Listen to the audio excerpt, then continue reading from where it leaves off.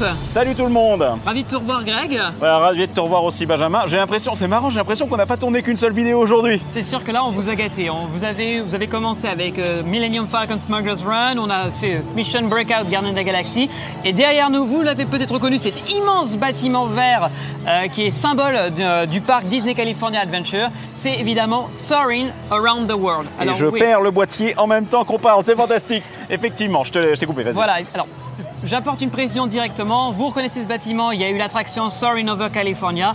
Mais comme ici, dans ce 360, nous nous intéressons aux attractions que vous pouvez faire maintenant, nous ne parlerons pas de Soarin' Over California, puisque l'attraction a refermé ses portes il y a quelques jours à peine pour revenir en mode Around the World. Donc, exactement. Et cette version Around the World que vous pourrez donc retrouver également, il s'avère, dans les parcs en Floride et également à Shanghai Disneyland et bientôt normalement à Tokyo dans une version TV dont nous ne parlerons pas ici non plus. C'est déjà ouvert au mois de juillet de cette année, c'est tout frais. Voilà, bah je suis complètement raccord sur mes fiches, c'est fantastique. Donc... Il ne manque plus que Hong Kong Disneyland et notre Disneyland Paris. Voilà. Et ça, par contre, on risque de l'attendre. Bref, donc du coup aujourd'hui, on va parler de cette version ici en Californie de Around the World. Et pour le coup, donc n'oubliez pas, vous êtes en 360 degrés dans la vidéo, donc vous pouvez tourner tout autour avec la caméra et regarder un petit peu de l'environnement. Et comme d'habitude, on va essayer de vous mettre quelques petites photos, même si pour le coup, on va pas vous mentir, il n'y a pas non plus des masses à montrer à l'intérieur du show ici. Malheureusement. Et très bien. Je vais rajouter un petit disclaimer. Vas-y. Comme Guardians of the Galaxy Mission Breakout était une attraction que nous n'aimions pas particulièrement, mais qui a terminé avec une note tout à fait honorable, là vous allez vivre ce qu'on appelle l'inverse. C'est-à-dire que c'est une de nos attractions préférées, une des attractions qui nous a arraché des larmes, qui est la plus poétique à nos yeux, mais vous allez très vite vous en rendre compte, c'est une catastrophe en termes de storytelling. Exactement, donc c'est également ce qu'on appellera le syndrome des gouttes chiottes. Mais bon. C'est ça. Donc, hashtag Save Soarin', s'il vous plaît, si vous, dans les commentaires, vous arrivez à sauver l'attraction, dites-le nous, ça nous ferait plaisir. Donc, émande un peu des points supplémentaires parce qu'apparemment, la grille, encore une fois, on utilise la même. Hein, elle est, voilà, mais on va pas la retoucher en rajoutant des points. Donc, on attaque tout de suite avec la partie consacrée à l'immersion et c'est toi qui ouvre le bal. J'ouvre le bal. Donc, toujours, vous le savez maintenant, la cohérence diégétique, qui, quoi, quand, comment, pourquoi, etc. Alors, vous êtes prêts les amis, parce que ça va faire mal. Oui, alors on attaque tout de suite avec la cohérence diégétique, tu l'as dit. Donc le qui, nous sommes des visiteurs qui découvrons le Muséum des aviateurs californiens. Je rappelle, nous sommes en Californie. Exactement. Donc pour le moment, ça va, c'est un peu logique. Quoi maintenant? Quoi? J'ai pas trouvé. Ben non, c'est pas expliqué. Il y a un premier trou. Et pas qu'un peu. C'est pas fini. Ben non. Pourquoi? On sait pas non plus. N'est pas expliqué non plus. Et attends, le comment? Ça non plus. C'est quoi l'appareil? Pourquoi on est là? Non, ce n'est pas dit. Je vous rappelle, c'est pas le système de vérin qui nous propulse. Non, dans la storyline, si vous arrivez à savoir ce que c'est, si vous me dites un deltaplane, je vous dirais Soarin' Over California, il y avait une notion de deltaplane. On est around the world. Est-ce qu'on vous dit comment on vole? Alors là, prenez l'extraordinaire voyage au Futuroscope. C'est expliqué, il y a même un gros pré-show qui présente le véhicule. Le volétarium, toute la file d'attente présente le Volatus Spy, donc l'appareil sur lequel on vole. Ici, on ne sait pas en fait. Donc voilà. Bon, allez, on va sauver un peu les meubles. Où est-ce que ça se passe? Ah, là, c'est dans le titre de l'attraction, Around the World, ça va.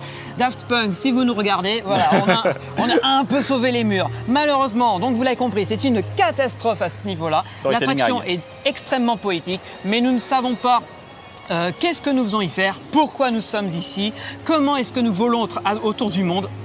C'est pas du tout expliqué. Heureusement, la suspension consentie de l'incrédulité, j'allais dire, elle nous sauve un peu la mise, mais pour moi, elle ne commence qu'une fois le film lancé. Bah oui. Exact. Ouais. Pourquoi est-ce que nous visitons le Muséum des aviateurs californiens? Pourquoi est-ce que tout d'un coup, Patrick Warburton, habillé en steward, nous donne les consignes de sécurité pour un vol sur une base militaire? Consignes de sécurité qui reprennent les codes de l'aviation civile. En plus, donc en fait, vous voyez les incohérences qui commencent à s'accumuler, c'est mal barré. Sachant qu'en plus, tout le personnel est militaire. En fait, là, on fait la transition vers la seconde partie. Voilà, mais... on va pouvoir enchaîner. Mais bon, déjà, le nombre de points là-dessus... Ah oui, alors 0,5. Allez, ça c'est fait. Voilà, ça c'est torché. Allez hop, next. Donc maintenant, la narration, tu l'as dit. Alors, enfin, je l'ai dit, mais tu le dis maintenant. Oui, on va continuer dans la descente aux enfers, malheureusement. C'est ça, oui, oui. On ne nous explique pas l'histoire, elle est incohérente. Je veux dire, nous savons juste que nous allons faire un vol au-dessus des plus beaux panoramas, et ça, c'est montré dans la vidéo pré-show, qui reprend un peu le style Indiana Jones, avec ce trait rouge qui lie un peu les destinations. Donc rajouter en plus à la liste des incohérences. Ça, voilà. Mais ce qui fait que c'est pas logique d'avoir ça. Je veux dire, on est dans une compagnie aérienne, on devrait avoir des notions de vol, de décollage, enfin bref. Là non plus, nous n'avons pas. Et effectivement, je reviens sur Patrick Warburton. Il est steward. De quoi? Répondez-moi. Est-ce que c'est une compagnie privée? Est-ce que c'est un vol privé? Et le personnel qui est habillé en militaire, nous sommes quand même dans une zone qui se veut militaire à la base. Donc en fait, on a le civil, le militaire, on ne sait pas sur quel pied danser. Non. Donc malheureusement, je vais vous l'annoncer, cher public, c'est la première fois, 0. Ouais, parce que tout est incohérent malheureusement et la narration en elle-même, on ne sait pas, on ne sait rien, c'est incohérent. Donc aïe, et ça fait vraiment mal parce qu'effectivement, pourtant, on aimerait bien lui trouver des points. Donc hashtag Save Sorin. Alors, continuons avec la troisième partie, le scope. Alors, vous vous rappelez, c'est pré-show, main show et oui, s'il y a un post-show, oui, nous avons un pré-show. C'est donc cette fameuse vidéo avec les lignes rouges qui nous rappellent que nous allons visiter plusieurs continents, que Patrick Warburton vient ensuite nous rappeler les consignes de sécurité. L'honneur est sauf. Oui. Le main show, c'est quand même un flying theater, donc c'est un endroit où nous allons être les pieds dans le vide, découvrir de magnifiques panoramas, nous allons voyager. Heureusement, il y a ça.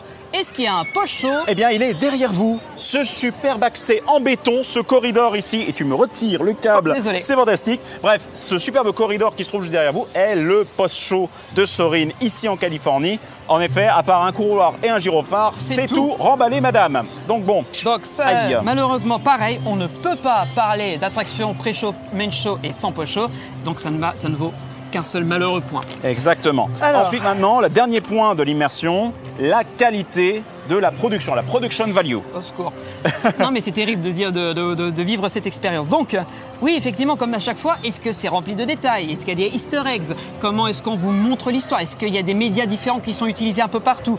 Malheureusement, c'est partout. Je reviens sur le seul et unique hall qui est un peu thématisé dans tout ce rail. C'est le musée des aviateurs californiens. Alors, vous m'excuserez, je ne connais pas particulièrement les aviateurs californiens, même si je l'ai fait 2-3 fois et qu'on peut regarder. Mais après, voilà, ça reste des banderoles, 2-3 éléments de décor, surtout des posters, et donc c'est pas hyper ouf. Il y a juste une vitrine un peu au-dessus qui simule un ciel avec des nuages qui passent. C'est pas non plus la folie furieuse. C'est pas l'alpha et oméga, quoi. Non, c'est clair. Donc ça reste assez pauvre. On a une télé qui nous rappelle le pré-show avant l'embarquement. Heureusement, on a quand même un easter egg qui est juste avant l'embarquement, qui est notre numéro de vol, qui n'est pas n'importe lequel, c'est le vol 1401. Alors pour ceux qui connaissent un petit peu, ça reprend le easter egg qu'on trouve aussi à Star Tour, qui est 1401, mais c'est avant tout l'adresse de Walt Disney Imagineering, 1401 Flower Street. À Glendale, donc un petit peu plus haut, ici en Californie. Voilà. Mais du coup, là... Juste, je termine un dernier easter egg. Prie, vas-y. Toujours au Around the World, je précise.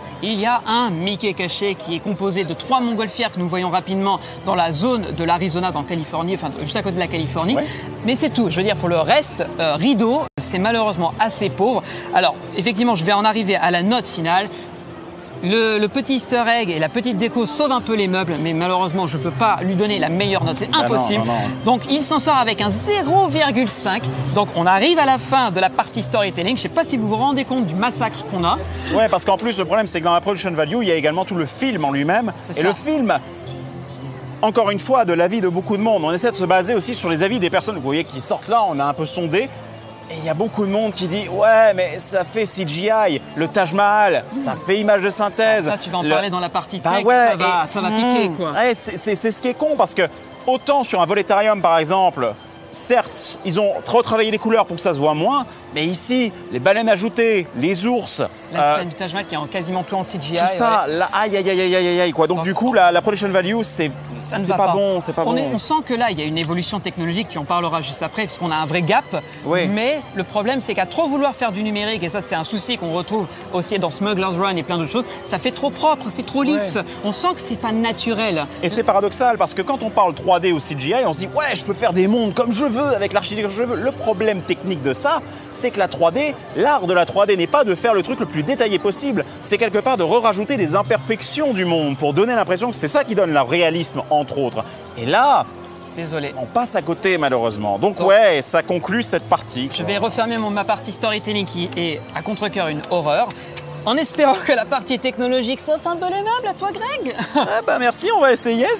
Quand je vois le nombre de points, ça va pas être fou non plus. Ça va passer limite. Hein. Bon, bref, allez. Allez, je t'ouvre le bal. Au niveau originalité, là, ça va. Bah, on est encore une fois sur un film original, même s'il repart sur les concepts qui étaient posés par Soarin' over California, qui était la première version de 2001. Ici, on a tout de même un film qui se veut original. Voilà. On n'a pas de licence qui se trouve à l'intérieur. Donc oui, lui, 2,5 points d'entrée de jeu. Voilà, ça sauve les meubles. C'est ça, On en banque. retrouve certes la fée clochette au final, mais ce n'est que quelques secondes. La grosse majorité entre la musique, les scènes que nous découvrons, ça va. On ne nous sort pas de la Reine des Neiges ou du Mickey à tout va, on arrive à souffler un peu. Effectivement. Alors maintenant, ensuite, sur la technologie. La technologie, là, ça Technologie, va être différent. bah, ensuite, techniquement parlant, Soarin' 1, j'en parle juste en 5 petites secondes, a été une révolution technologique en son époque, puisque la technologie qui permettait justement de faire monter les gens à bord rapidement et de les immerger dans l'écran, ce qui a donné les Flying Theater tels qu'on les voit aujourd'hui, c'était tout nouveau. Et pour petite information, ça a été prototypé avec un kit de mécano, puisque Mark Sumner, le mec qui a mis ça au point pour Imagineering, en avait marre que pendant les réunions, on lui dise « Mais non, c'est pas possible !» Un petit week-end, des mécanos et hop, je vous prouve que ça marche. Donc en gros, c'était une révolution technologique pour l'époque. Mais là, nous parlons pas de Soarin' over California qui était la révolution. Non. On est sur Soarin' Around the World qui est donc la version d'après. Exactement. Et là, le problème, c'est qu'elle réutilise cette même technologie. Du coup, faut chercher. Y a-t-il des évolutions ? Non, malheureusement, les évolutions sont au niveau. C'est une évolution qu'il y a par rapport au film en lui-même. Le film de Soarin' 1 était une version dans laquelle on avait ce qu'on appelle des crash cuts, c'est-à-dire que vous passiez d'une scène à l'autre brutalement, sans transition. Et maintenant, grâce au digital, grâce au fait que tout a été tourné en numérique et que cela simplifie énormément les temps de production et aussi qu'on a plus de capacité aujourd'hui qu'en 2001, évidemment, on a pu faire des transitions dynamiques, c'est-à-dire des transitions, on fait passer un avion dans le champ de vision et hop, on fait un dissolve derrière et on masque cette transition qui pouvait être très dure sur Soarin' 1. Mais c'est un effet de montage. Et très souvent, c'est même un effet que les guests reprochent. Ils disent « Ouais, non, mais l'avion, là, ça se fait que c'est faux. » Enfin, il y a plein de trucs qui font que ces transitions ne sont pas clean. Et du coup, malheureusement, sur la technologie, on ne peut pas donner autre chose qu'un 1 sur ce point-là. C'est triste, mais c'est la réalité. Peut-être à ce moment-là, tout ce qui est qualité de réalisation, on va peut-être grimper un peu la note. J'aime beaucoup ton entrain, mais malheureusement, en fait, oui. Alors, au niveau de la qualité, la projection est très nette. Pour les puristes, je pense que vous avez dû certainement faire des petites recherches sur les niveaux des technologies de projection qu'il y a sur Soarin' ici. En l'occurrence, on a demandé au cast, et ça se trouve, il y a justement un cast ici qui est absolument passionné par son attraction, parce que sur Internet, on ne trouve pas grand-chose. Beaucoup de gens disent 4K. Non, 4K, arrêtez. L'écran fait 37 mètres de long. C'est-à-dire, si on met un mètre sur tout le long de l'écran, 37 mètres. En 4K, chaque pixel fait 1 cm, 1 cm et demi. C'est beaucoup trop gros. Non. Sur le système de projection qui se trouve ici, Soarin' 1 a été converti du 70 mm à un format digital, ce qui nous permet en théorie, selon les ratios de conversion, d'avoir du 12K au maximum, 12K. Mais Soarin' Around the World ayant été produit, lui, totalement en digital depuis le début, on est sur une image en, tenez-vous bien, 18K. 18K, 4 vidéoprojecteurs laser qui équipent chacune des baies et l'image, le fichier de sortie est en 18K, je vous dis même pas le nombre de disques durs qu'il faut pour sauvegarder ce truc. Les disques durs sont même pas assez rapides pour le délivrer, il faut du SSD pour envoyer la purée en termes de débit. Donc niveau technologique, oui, sauf que c'est pas pour Soarin' Around the World que ça a été mis en place. Soarin' over California en a bénéficié pendant ses dernières semaines d'ouverture, donc ce n'est pas une nouveauté technologique pour lui. Donc, bon, c'est très net. Encore une fois, je l'ai dit sur la qualité, c'est trop net. Bien sûr, on ne veut pas avoir un truc flou dégueu, mais il faut des imperfections. Il faut des choses comme ça, parce qu'on est censé retranscrire le réel, on est sur une attraction contemplative. Et ici, le côté parfait des scènes, les rajouts de décors de personnes, c'est criard, c'est visible. Donc, aïe. La musique. Parlons de la musique. Alors, la musique originale a été composée par Jerry Goldsmith.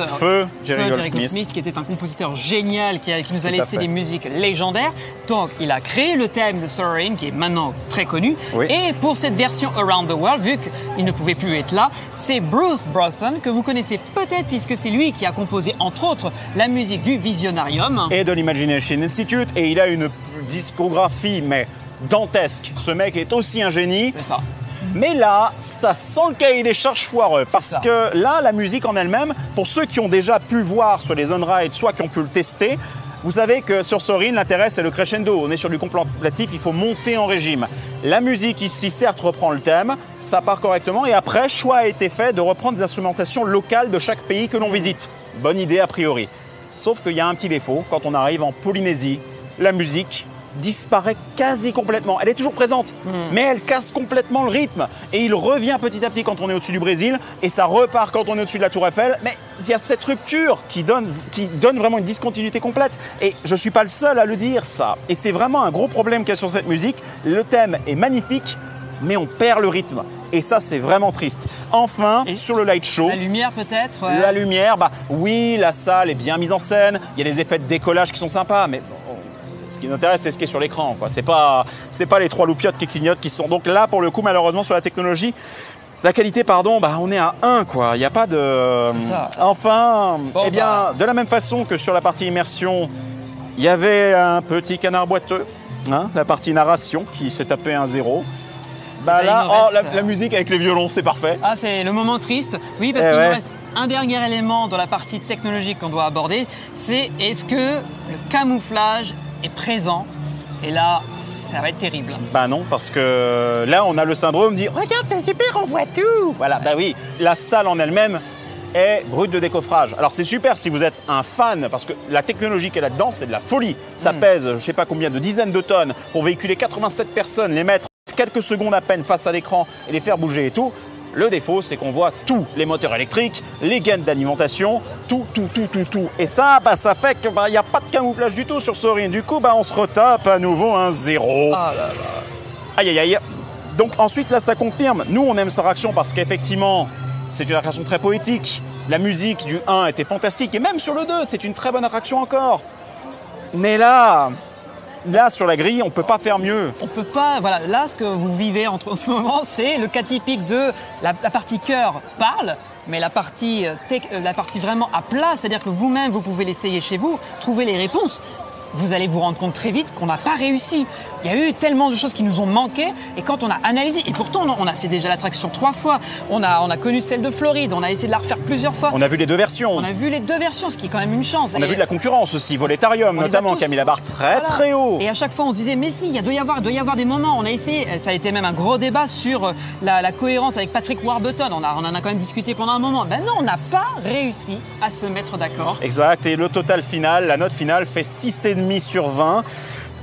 Bah oui, c'est la première note en dessous de 10 concernant le 360. On verra s'il y en a d'autres. Malheureusement, Sorin, désolé. Donc encore une fois, hashtag save Sorin. Hein. On ne peut pas, voilà. C'est un peu sur cette note tristoun que on a terminé notre évaluation du 360 sur Sorin All Around the World.